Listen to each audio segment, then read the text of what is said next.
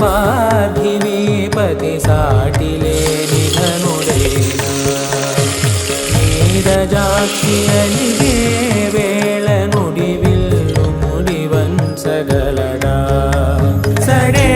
చాలు శత సైన్యాలు నడిపే ధీరుడైనా వసుధావాణి మిథిలావేణి మది వెనుక పలుకు పలుకులెరుగగల